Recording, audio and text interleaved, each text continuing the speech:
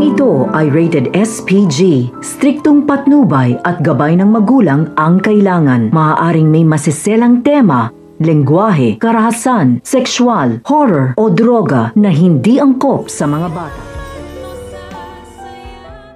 Ngayong alam na ni Don Pepe ang lahat tungkol sa pagkatao ni Zoe, ay mas lalong lumakas ang kanyang loob na tumakas at kailangan na niyang putulin ang kasamaan ni Moira.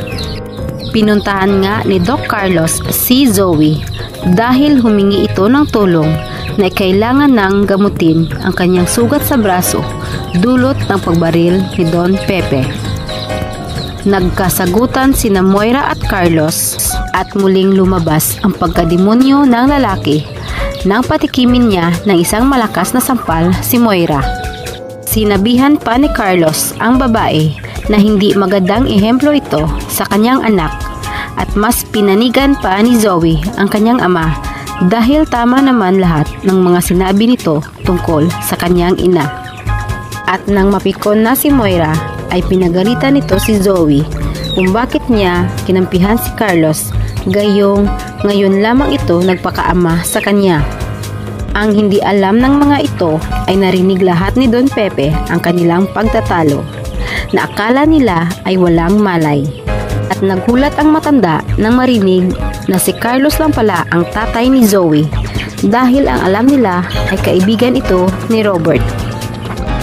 Kaya pilit niyang nilalabanan ang lahat ng sakit na kanyang nararamdaman dahil kailangan niyang makatakas para mabunyag na ang lihim ni na Moira at Carlos.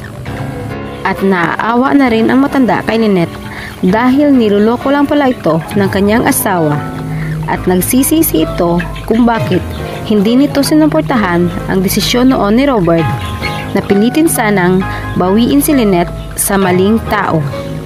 Inaalala rin nito si Annalyn na kung sakaling mabubunyag na ang katotohanan ay masasaktan rin ito para sa ina dahil sa pangalawang pagkakataon ay muling itong naloko. Sa kabilang banda, dahil sa pangungulila sa ama ay hiningi ni Giselle kay Lynette na kung maaari sana ay pwede niyang makasama si Annalyn para kahit papaano ay may pagkukunan ng lakas ng loob. Nagulat si Giselle nang bigla siyang tanungin ni Annalyn kung ano ang nangyari sa ama ng kanyang anak matapos na malaman na magkakaroon sana sila ng anak. Oras na kaya para ipagtapat na ni Giselle kay Annalyn ang lahat ng nangyari tungkol sa kanya at sa ama ng kanyang anak?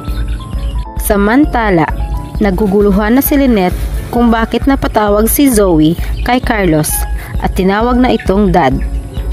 At kahit pa sinabi ni Zoe na nagkamali lamang ito sa pagtawag, ay nagtaka pa rin ito kung bakit may komunikasyon sila ng kanyang asawa.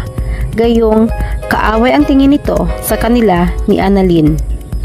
Ang mas na ipinagtataka nito ay biglang nagpaalam si Carlos na may importanteng pupuntahan pagkatapos ng pagtawag ni Zoe.